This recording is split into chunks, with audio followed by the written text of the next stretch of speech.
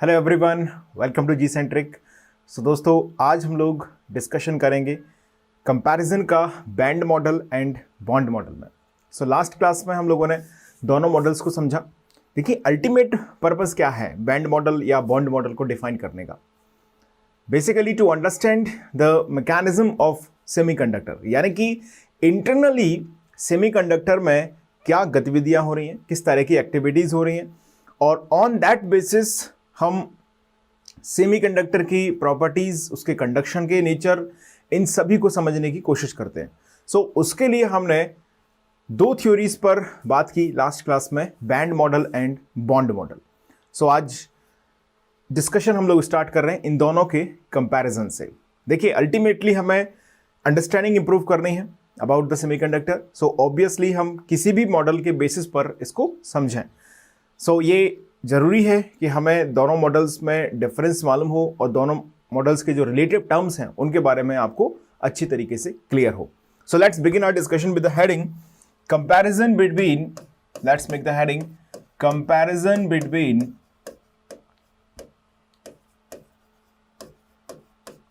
Band model and bond model. Band model and bond model. Band model और bond model में comparison के कुछ मुख्य बिंदुओं को हम लोग यहां पर आज समझते हैं। देखिएगा, जैसे मान लीजिए एक तरफ मैं यहां पर ड्रॉ कर लेता हूं बैंड मॉडल को और एक तरफ ड्रॉ कर लेता हूं बॉन्ड मॉडल को। सी, आप भी लिख लीजिएगा मेरे साथ। यहां पे लिखिएगा बैंड मॉडल और यहां पर राइट साइड में लिख लीजिएगा बॉन्ड मॉडल। मुझे उम्मीद है कि आप सभी ने लास्ट सेशन अटेंड किया होगा और वहाँ पर बैंड मॉडल क्या है, बॉन्ड मॉडल क्या है, ये पूरा डिस्कशन मैंने किया हुआ है और वो आप लोगों ने अच्छी तरीके से जान पहचान लिया है, समझ लिया है। So let's go for the very first point band model में। देखिए, बैंड मॉडल के अंदर हम जानते हैं दो बैंड की बात की जाती है, बैलेंस बैंड, कंडक्शन बैंड। इन दोनों के बीच में जो एनर्जी गैप है या जो ऊर्जा का डिफरेंस है उसे हम बोलते हैं forbidden energy gap.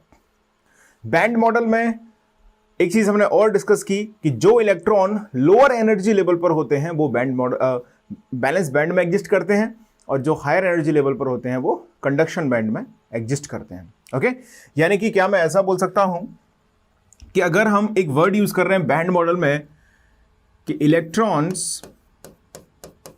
Electrons present in valence band। Okay, इस बात का बॉन्ड मॉडल में क्या मतलब होगा? अच्छा, वैलेंस बैंड में जो इलेक्ट्रॉन प्रेजेंट हैं, शुरुआत में हमने देखा एट T = 0 केल्विन, तो जो इलेक्ट्रॉन वैलेंस बैंड में प्रेजेंट हैं क्या वो कंडक्शन में पार्टिसिपेट कर रहे हैं? बिल्कुल नहीं कर रहे हैं। ओके, क्योंकि उनकी एनर्जी लो है। अब इसी बात को हमने बॉन्ड मॉडल में कैसे समझा कि T = 0 केल्विन पर सभी सिलिकॉन एटम या ऑब्वियसली जर्मेनियम एटम भी हम बोल सकते हैं, सभी silicon atom covalent bond formation में पार्टिसिपेट कर रहे हैं। तो कोई भी इलेक्ट्रॉन अवेलेबल नहीं है for the conduction of current. तो क्या मैं ऐसा बोल सकता हूं कि electrons present in the valence band, इस बात का मतलब है इलेक्ट्रॉन, या ऐसे लिख सकते हैं कि कोवेलेंट बॉन्ड फॉर्मेशन में इलेक्ट्रॉन पार्टिसिपेट कर रहे हैं, यानी कि इलेक्ट्रॉन्स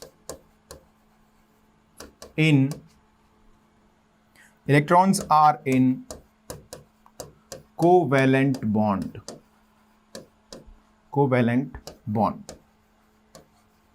ओके, यानी कि अब अगर हम दूसरा पॉइंट देखें, पहला पॉइंट आपको समझ में आया कंपैरिजन का कि अगर हम शब्दों का भेद है, दोनों बातों का एक ही मतलब है, यानी कि इलेक्ट्रॉन कोवेलेंट बॉन्ड फॉर्मेशन में है या मैं बोलूं electron present in the valence band है। इन दोनों बातों का एक ही तात्पर्य है, एक ही सेंस है।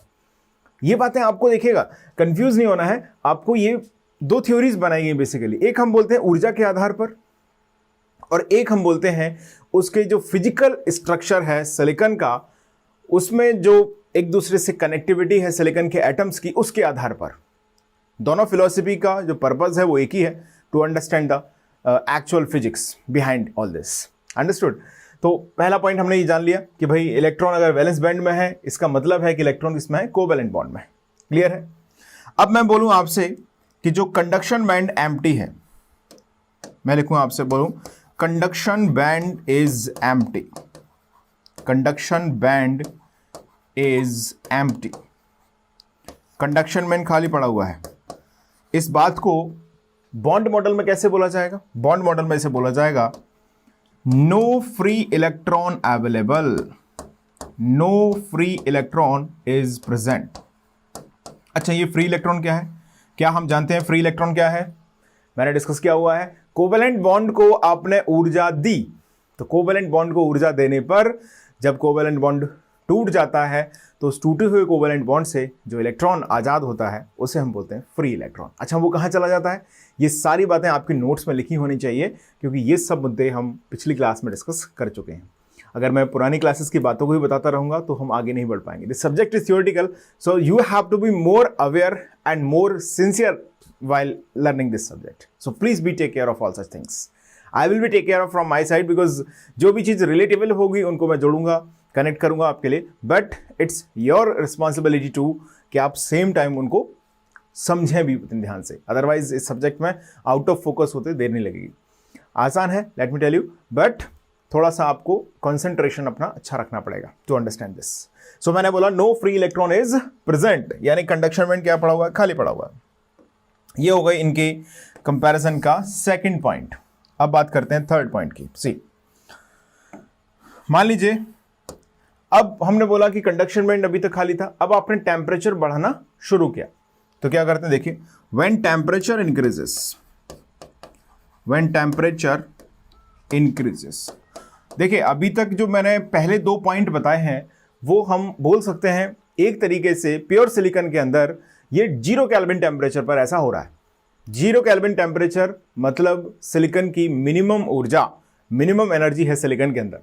दोस्तों, जब मिनिमम एनर्जी होगी तो ऑब्वियस है कि उसके जो कोवैलेंट बॉन्ड हैं वो पूरी तरह से फिल्ड होंगे, यानी कि सभी सिलिकॉन कोवैलेंट बॉन्ड फॉर्मेशन में बिजी होंगे और कोई भी फ्री इलेक्ट्रॉन प्रेजेंट नहीं होगा। इसी बात को हम यहाँ पे बोल सकते हैं कि वैलेंस बैंड भरा हुआ होगा खचाखच, और कंडक्शन बैंड में एक भी इलेक्ट्रॉन नहीं होगा।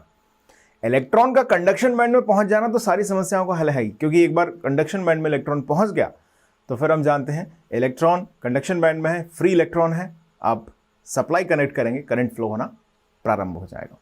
बात समझ में आ गई? सो व्हेन टेम्परेचर इंक्रीजेस, अब हमने क्या किया? टेम्परेचर बढ़ाना शुरू किया, तो क्या होगा? देखिए, when temperature increases, energy gap, कौन सा energy gap? Forbidden energy gap. आप चाहो तो ब्रैकेट में लिख दो EG, और जिनको लिखना है तो पूरा नाम लिख दो, forbidden energy gap, forbidden energy gap reduces. क्या होगा? फॉरबिडन एनर्जी गैप दोस्तों घट जाएगा, रिड्यूस होना शुरू हो जाएगा। आ गई है बात इतनी समझ में सभी को? फॉरबिडन एनर्जी गैप का क्या होगा?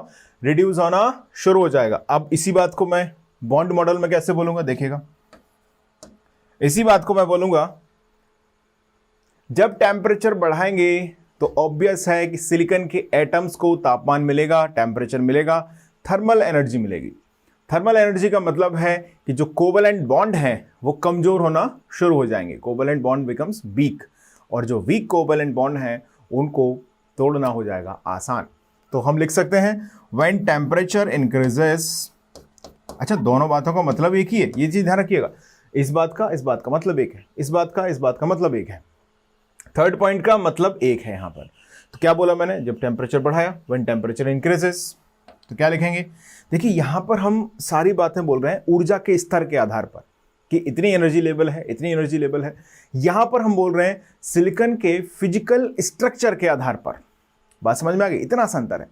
देखिए, मैंने बोला व्हेन टेम्परेचर इंक्रीजेस, टेम्परेचर बढ़ा, क्या होगा बोलो? व्हेन टेम्परेचर इंक्रीजेस, हम लिखेंगे यहां से covalent bond vibrate. Thermal energy आपने दे दी तो क्या होंगे? कोवैलेंट बॉन्ड कंपन शुरू हो जाएगा, वाइब्रेशन उनमें स्टार्ट हो जाएगा। Covalent bond vibrate and covalent bond becomes weak. Covalent bonds becomes weak. क्या मैं ऐसा बोलूं कि कोवेलेंट बॉन्ड का वीक होना ये बिल्कुल वही बात है कि एनर्जी गैप का कम हो जाना? एग्जैक्टली एनर्जी गैप मतलब कंडक्शन बैंड और वैलेंस बैंड के बीच में जितनी ऊर्जा रिक्वायर्ड है वैलेंस बैंड से कंडक्शन बैंड तक इलेक्ट्रॉन को पहुंचने के लिए, वो ऊर्जा अब कम चाहिए क्योंकि आपने ऑलरेडी कुछ ऊर्जा प्रोवाइड कर दी in the form of temperature. 0 kelvin पर जितनी ऊर्जा चाहिए थी इलेक्ट्रॉन को वैलेंस बैंड से कंडक्शन बैंड जाने में, अब उससे कम ऊर्जा की जरूरत पड़ेगी क्योंकि हमने कुछ एनर्जी थर्मल एनर्जी के फॉर्म में प्रोवाइड कर दी है। वही बात हम यहां पे बोल रहे हैं कि जब आप टेम्परेचर बढ़ाएंगे तो कोवेलेंट बॉन्ड क्या हो जाएंगे? कमजोर हो जाएंगे। अब कमजोर कोवेलेंट बॉन्ड हो गए तो ऑब्वियस है कि जो एटम्स हैं उनके अंदर वाइब्रेशन बढ़ जाएगा, तो वीक कोवेलेंट बॉन्ड्स को तोड़ना हो जाएगा आसान। अब हम बात करते हैं आगे की। इसके आगे क्या होगा बोलो? अब कोवेलेंट बॉन्ड टूटने की बारी आ गई। हमने इतना समझ लिया है कि इन तीनों बातों में कोई भेद नहीं है, तीनों बातों का मतलब एक ही बैठता है। चलिए अब हम बात करते हैं fourth point. When electron will be reaches in the conduction band, क्या बोलेंगे? When electron reaches in conduction band it becomes free electron. दोस्तों जैसे ही इलेक्ट्रॉन कहां पहुंचेगा? कंडक्शन बैंड में पहुंचेगा, तो हम बोलते हैं कि ये हो चुका है फ्री इलेक्ट्रॉन। इलेक्ट्रॉन का कंडक्शन बैंड में पहुंचना मतलब इलेक्ट्रॉन बिकम फ्री। इसी भाषा को अगर हम यहां पर बोलें, मतलब वैलेंस बैंड की थ्योरी में इसी चीज को अगर हम बोलें तो हम क्या बोल सकते हैं? When electron reaches in the conduction band it becomes free. लिखेंगे when covalent bond breaks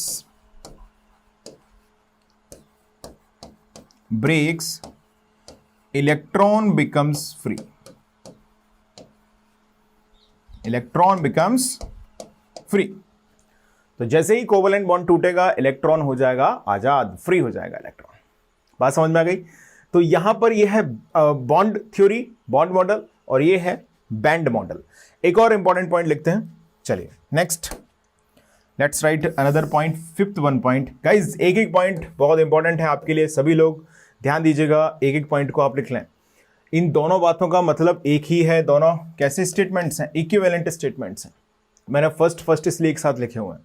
comparison is not mean that कि यहां पर ये है वहां पर वो, एक ही चीज होनी है। देखिए सिलिकॉन का एक एटम है, सिलिकॉन का एक सॉलिड आप लिखा है, सिलिकॉन के सॉलिड में ऑब्वियसली एक ही एक्टिविटी हो रही है, बस उस एक एक्टिविटी को समझने के हमारे दो अलग अलग पहलू हैं। कोई सिलिकॉन के अंदर क्या हो रहा है उसको झांक के तो देख नहीं पाएगा, नैनो पिको लेवल की चीज है। ओके, तो ऑब्वियस है कि थ्योरी बनाई गई और उनको एक्सपेरिमेंटली प्रूफ किया गया। तो वहां पर दो जो मोस्ट एक्सेप्टेबल थ्योरीज हैं वो ये हैं, उनकी हम बात कर रहे हैं। बात समझ गए? इतनी सी बात हो रही है। चलिए अब फिफ्थ पॉइंट की बात कर लेते हैं। Let's see the fifth point. मैंने बोला कि जब आपने टेम्परेचर बढ़ाया तो कोवेलेंट बॉन्ड क्या हो गए? कोवेलेंट बॉन्ड क्या हो गए? वीक हो गए। और कोवेलेंट बॉन्ड वीक हो गए मतलब जैसे ही आपने थोड़ा सा टेम्परेचर और बढ़ाया तो कोवेलेंट बॉन्ड टूट जाने से इलेक्ट्रॉन फ्री हो गया।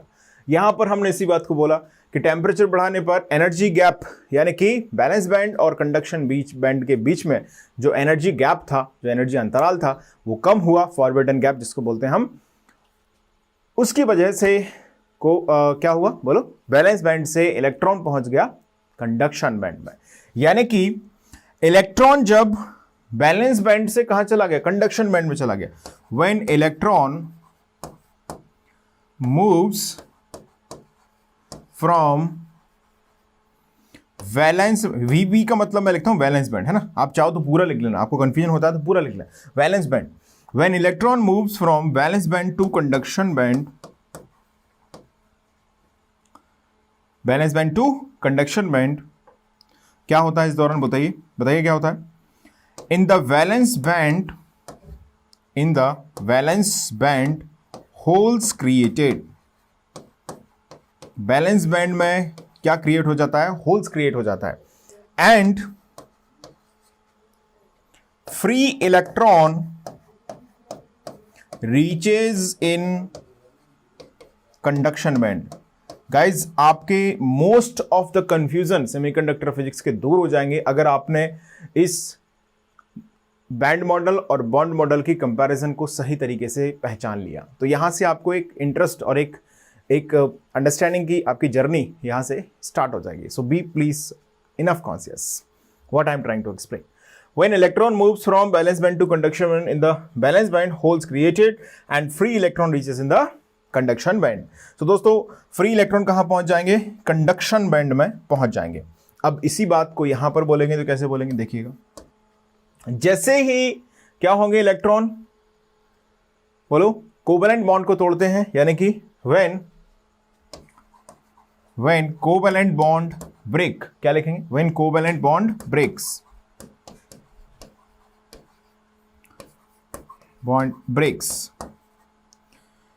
electron reaches in interatomic gap। कहां पहुंच जाएगा electron?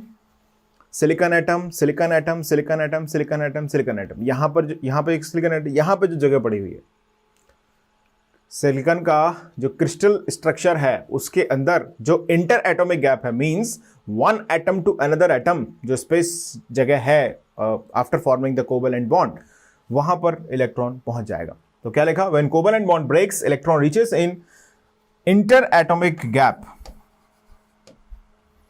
Okay, hence covalent bond becomes incomplete. Covalent bond becomes incomplete, bond becomes कैसा हो जाएगा? कोवेलेंट बॉन्ड गाइस इनकम्प्लीट हो जाएगा। Covalent bond becomes incomplete. This incomplete covalent bond is called what? holes. This यहां पर मैंने क्या बोला? बैलेंस बैंड में होल क्रिएट हो जाएगा, वही बात यहां पर हो रही। This incomplete covalent bond, this incomplete covalent bond is called hole, is called hole। बात समझ में आ रही है आपको? इस incomplete covalent bond को हम क्या बोलते हैं? होल्स बोलते हैं। मीन्स होल्स क्रिएट हो चुके हैं और इलेक्ट्रॉन जो इंटर एटॉमिक गैप में पहुंच चुका है, लिखो, and the electron reaches in inter atomic gap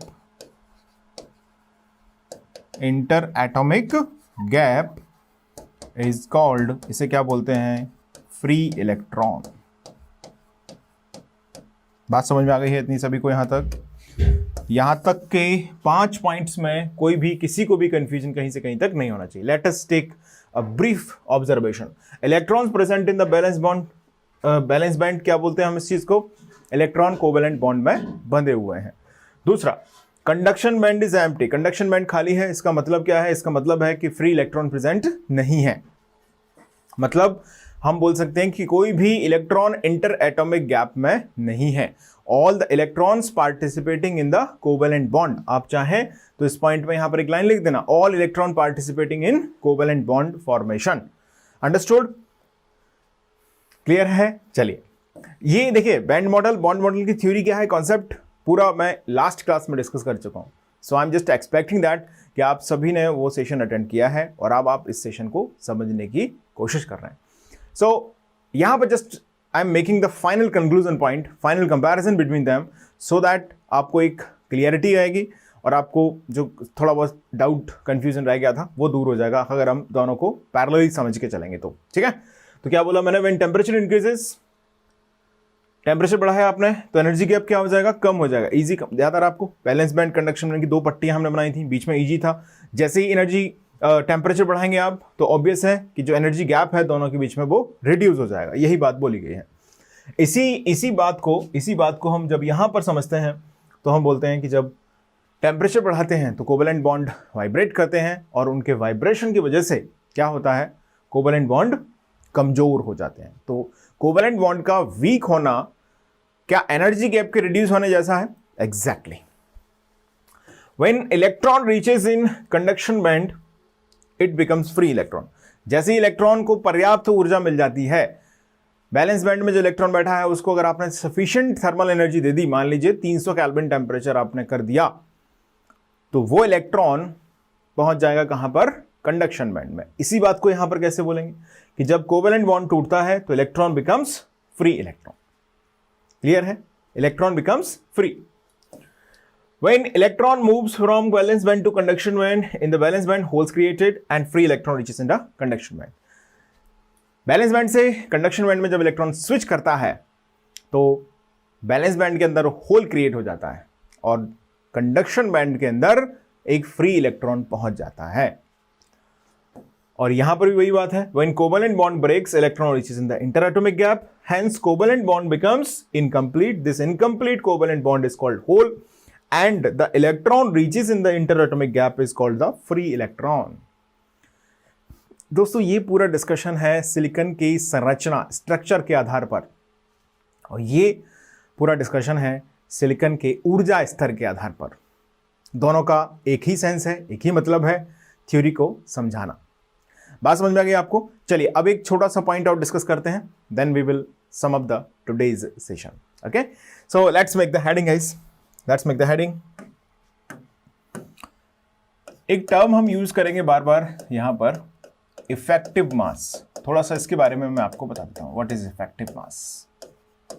let's understand, ध्यान दीजिएगा क्या है इफेक्टिव मास। जैसे मान लीजिए एक हाइपोथेटिकल सिचुएशन की बात हम कर लेते हैं। सपोज ये कोई एक बॉक्स से मैं दिखा रहा हूं इसको। I have taken a vacuum. Vacuum means free space. Free space, free space का मतलब है कि यहां पर कोई भी दूसरा एलिमेंट अवेलेबल नहीं है इस बॉक्स के अंदर। इस बॉक्स को मैंने क्या कंसीडर किया? एक फ्री स्पेस या वैक्यूम कंसीडर किया। Vacuum means there is no particle, there is no initial energy present. Okay, शुरुआत से यहां पर कोई भी ऊर्जा प्रेजेंट नहीं है, कोई भी पार्टिकल यहां पर नहीं है। यहां पर अगर हम किसी एक इलेक्ट्रॉन को रख दें, जैसे मान लीजिए ये इलेक्ट्रॉन यहां बैठा हुआ है। अच्छा, इलेक्ट्रॉन का जो मास है, या हम उसको बोलते हैं रेस्ट मास। जब इलेक्ट्रॉन रुका हुआ है, रेस्ट मास ऑफ इलेक्ट्रॉन, आपको 11वीं 12वीं के टाइम से याद होगा, ये क्या होता है? 9 point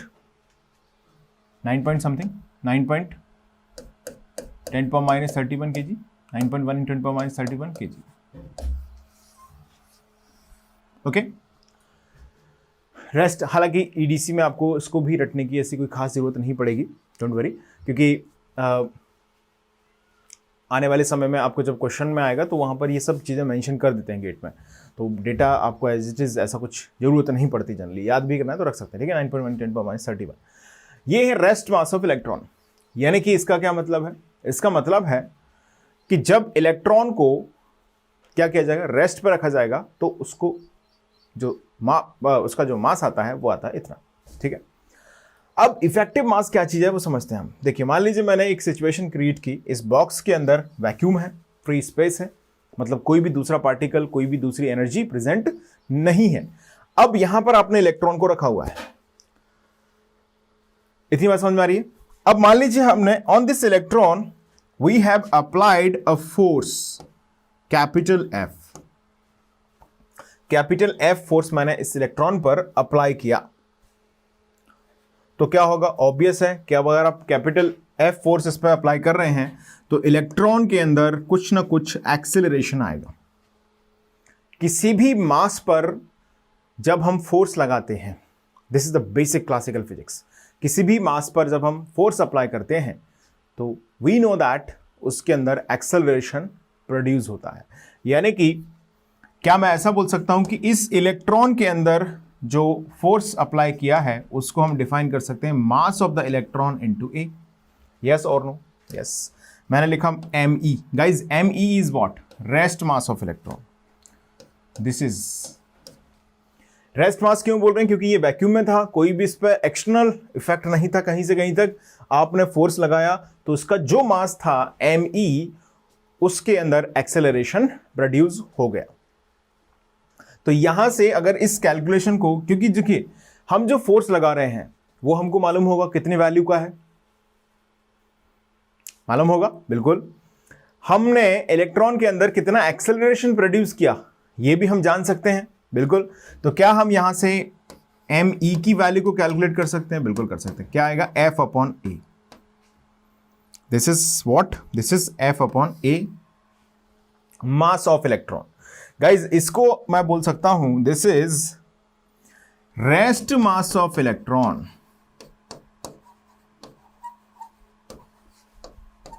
why it is rest mass of? आपने बोला रेस्ट मास मतलब इलेक्ट्रॉन रुका हुआ है। रेस्ट मास का मतलब है कि इलेक्ट्रॉन का एक तरीके से देखें जो एक्चुअल मास है वो है रेस्ट मास। अब मान लीजिए आपने एक ही फोर्स लगाया है तो न्यूटन्स लॉ के हिसाब से इसका जो एक्सेलरेशन होगा वो इसका मास इंटू एक्सेलरेशन, इस पर जो फोर्स होगा, सॉरी, इस पर जो फोर्स का वैल्यू होगा वो मास इंटू एक्सेलरेशन होगा।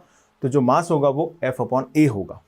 This is all happening in the vacuum because इसके अंदर कोई भी एक्सटर्नल एलिमेंट का प्रभाव नहीं है। इतनी बात समझ में आ गई? चलिए अब हम बात करते हैं, मान लीजिए इसको नोट कर लो पहले आप। This is what we have done here. Rest mass of electron को हमने कैलकुलेट किया। सिंपल समझिएगा कि हमने दो बातें यहां पे की। पहली चीज, जो फोर्स हमने अप्लाई किया वो हमको मालूम था कितना है, हमने कितना एक्सेलरेशन इस इलेक्ट्रॉन को दिया ये भी हमको मालूम था। बात समझ गए इतनी? और इस इलेक्ट्रॉन पर जो नेट एक्सेलरेशन आया वो a है, ओके, और जो मास है वो me है, और जो F है वो फोर्स है। तो me is equal to F upon A आ गया। यहां पर कोई भी दूसरा तीसरा एलिमेंट प्रेजेंट नहीं है। अब मैं बात करने वाला हूं सिलिकॉन सॉलिड के अंदर। गाइज जब सिलिकॉन सॉलिड के अंदर कोई इलेक्ट्रॉन प्रेजेंट हो, सिलिकॉन सॉलिड, ये जो आप लाइन देख रहे हैं वो सिलिकॉन सॉलिड है। यहां पर हमने एक इलेक्ट्रॉन को पोजीशनिंग किया, ठीक है। और आप जानते हैं सिलिकॉन के अंदर इंप्योरिटी होगी तो आयंस होंगे और भी सिलिकॉन के दूसरे एटम्स होंगे। ऐसा कोई इलेक्ट्रॉन ऐसा तो नहीं कि एकदम से फ्री जैसे वैक्यूम में था, वैसा नहीं होगा। यहां पर उसके लिए आसपास पॉजिटिव नेगेटिव पॉजिटिव ये सब चीजें भरपूर मात्रा में प्रेजेंट होंगी। यस और नो? यस, बिल्कुल इस तरीके से। तो अब अगर हम इस पर फोर्स अप्लाई करेंगे कैपिटल F, अब मेरी बात ध्यान से समझना अदरवाइज कंफ्यूजन रहेगा। देखिएगा, आपने कैपिटल F फोर्स लगाया on this electron, external. F is what guys? F is the external force, बाहर से हमने कुछ फोर्स लगाया इस पर, इलेक्ट्रॉन पर। अब आप जानते हैं इलेक्ट्रॉन नेगेटिव चार्ज है, ये पॉजिटिव चार्ज बैठा हुआ है इसके सामने। मान लीजिए यहां पर एक और नेगेटिव चचा बैठे हुए हैं। बात समझ पा रहे हैं? तो क्या ये पॉजिटिव नेगेटिव आयन भी इलेक्ट्रॉन को अपनी तरफ अट्रैक्ट या रिपल करेंगे अपने से? यस। यहां पर ये नेगेटिव आयन है ये इलेक्ट्रॉन को रिपल करेगा, ये पॉजिटिव आयन इलेक्ट्रॉन को अट्रैक्ट करेगा, ये वाला पॉजिटिव आयन भी इलेक्ट्रॉन को अट्रैक्ट करेगा, ये पॉजिटिव आयन भी इलेक्ट्रॉन को अट्रैक्ट करेगा। तो क्या अब इस पर लगने वाला नेट फोर्स कैपिटल F होगा? No, that force will be F dash, जो कि क्या होगा? डेफिनेटली आप बोलेंगे ये वाला फोर्स प्लस ये वाला प्लस ये वाला प्लस ये वाला प्लस ये वाला, और हो सकता है इन दूर वालों का भी। हमें नेट फोर्स की वैल्यू को कैलकुलेट करने में कोई इंटरेस्ट नहीं है। We are just trying to understand the concept, the philosophy behind it. See, मैंने एक्सटर्नल फोर्स अपने यहां पर लगाया कैपिटल F, तो यहां से हमने डायरेक्ट आंसर निकाल लिया, me आ गया। अब इस इलेक्ट्रॉन के मूवमेंट में बहुत सारे अवरोध हैं, बहुत सारे रिस्ट्रिक्शंस हैं because of these positive negative ions. In positive negative ions की वजह से इस इलेक्ट्रॉन का जो मूवमेंट है वो स्मूथ नहीं आएगा। अंडरस्टूड है? यानी कि इसका जो अब एक्सेलरेशन आया है इस नेट एक्सेलरेशन में, अगर हम इस फोर्स का डिवीजन करें, कौन से फोर्स का? जो हमने एक्सटर्नल लगाया है। कैपिटल F क्या है? ध्यान दीजिएगा, capital F is what? External force. A is the acceleration. तो क्या यहां पर ये रेस्ट मास होगा? नहीं। अब आएगा यहां से इफेक्टिव मास, इसको इंडिकेट करते हैं ऐसे। मैं थोड़ा सा और एक्सप्लेन करता हूं। यहां पर गाइज अब आया है किसका? Effective mass of electron. आप ऐसे समझो कि इस इलेक्ट्रॉन पर जो फोर्स लग रहा है, या एक तरीके से मैं बोलूं इस इलेक्ट्रॉन के ऊपर जो टोटल फोर्स लग रहा है वो अब कैपिटल एफ नहीं है, वो टोटल फोर्स कैपिटल एफ में इन सभी फोर्सेस को जोड़ने के बाद जो आ रहा है वो फोर्स लग रहा है। बात समझ में आ गई? और हम किस फोर्स की वैल्यू जानते हैं? हम इन फोर्सेस की वैल्यू थोड़ी कैलकुलेट करने बैठ जाएंगे कि इतना कहां से फोर्सेस को लग रहा है, डेफिनेटली नहीं करेंगे। हमको ये फोर्स मालूम है, अगर ये फोर्स और इलेक्ट्रॉन का जो एक्सेलरेशन है वो, इन दोनों को अगर हम डिवाइड करें तो जो रिलेशन हमारे पास आता है उससे हमको जो मास मिलेगा अब वो होगा इफेक्टिव मास ऑफ इलेक्ट्रॉन। इतनी सी बात मैं बताना चाहता हूं। जो फोर्स हमको मालूम है वो जो हमने एक्सटर्नली अप्लाई किया है, मतलब कहने का ये, वो और इलेक्ट्रॉन का एक्सेलरेशन, इन दोनों का जो डिवीजन होगा वो होगा effective mass of the electron. अब एक चीज बताऊं, बहुत ट्विस्टिंग है, समझिएगा, हो सकता है थोड़ा सा आपको डाइजेस्ट करने में समय लगे। यहां पर क्या मास ऑफ इलेक्ट्रॉन नेगेटिव हो सकता है? नो वे, नो चांस। आपने फोर्स लगाया है, इलेक्ट्रॉन वैक्यूम में है, तो जिस दिशा में आप फोर्स लगा रहे हैं उसी दिशा में इलेक्ट्रॉन का चलना जरूरी है निश्चित तौर पर। यस और नो? वैक्यूम में है, कोई दूसरा पार्टिकल नहीं है, आपने एक ही फोर्स लगाया है तो उसी फोर्स को फॉलो करेगा इलेक्ट्रॉन। क्या मैं बोल सकता हूं यहां पर वैक्यूम के अंदर always direction of force will be the same as direction of acceleration. Very good. अगर हम यहां पर देखते हैं तो यहां पर आप बोलेंगे कि आपने फोर्स लगाया इधर, मान लीजिए इन सभी का फोर्सेस इस इलेक्ट्रॉन पर हावी हो गया, ये बैठे हुए आयन, पॉजिटिव नेगेटिव आयन, इनका फोर्स हावी हो गया, मान लीजिए एक्सेलरेशन आ गया इधर, तो क्या कर लोगे? ऑब्वियसली आ सकता है। सिचुएशन है कि नहीं? ऐसा हो सकता है, बोलो। समझ में आ रही है बात आपको? मैं बोल रहा हूं कि फोर्स हमने इधर लगाया बाहर से, बट हो सकता है कि ये सब मिलके इतना ज्यादा फोर्स लगाएं इधर अपोजिट कि ये कम पड़ जाए, तो ऑब्वियस इलेक्ट्रॉन अब कहां भागेगा? इधर भागेगा। हमने फोर्स लगाया इधर, भागा इधर, तो क्या ये अपोजिट हो गए? यस और नो? मान लीजिए अगर एफ को पॉजिटिव मान लें तो एक्सेलरेशन नेगेटिव हो गया, तो एम की वैल्यू नेगेटिव आ गई। तो गाइज इफेक्टिव मास नेगेटिव हो सकता है। लिख लीजिए इस पॉइंट को यहां से। अब मुझे लग रहा है कि थोड़ा सा क्लियरिटी आपको आ रही होगी, अभी भी नहीं आ रही है तो प्लीज इस पूरी डिस्कशन को आप दोबारा से सुन लीजिएगा। Effective mass can be negative also. क्या लिखेंगे? इफेक्टिव मास कैन बी, ये पॉजिटिव भी हो सकता है और नेगेटिव भी हो सकता है, और जरूरत पड़ी तो जीरो भी हो सकता है। क्यों? नेगेटिव, पॉजिटिव और जीरो। जीरो कब होगा बोलो? मान लीजिए यहां से जो फोर्स लग रहा है वो और ये क्या हो जाए? बराबर हो जाए, तो इलेक्ट्रॉन कहीं नहीं जा पाएगा, तो एक्सेलरेशन हो जाएगा इसका जीरो। तो ऑब्वियस है कि उसके बेसिस पर हम बोल सकते हैं कि नेट इसका मूवमेंट या net force on this electron is to be zero. That's why effective mass is to be zero. Understood? तो जीरो का कोई केस हम जनरली डिस्कस करते नहीं, तो आप चाहें तो उसको निग्लेक्ट भी कर सकते हैं, जीरो में कंफ्यूज ना हो अननेसेसरली। आप बोलोगे जीरो कहां से आए? ओके, तो सिर्फ हम बात कर लेते हैं किसकी? पॉजिटिव एंड नेगेटिव ये हो सकता है, बट एक सेंस में समझें तो हम जीरो भी इसको मान सकते हैं। अंडरस्टूड है? चलिए,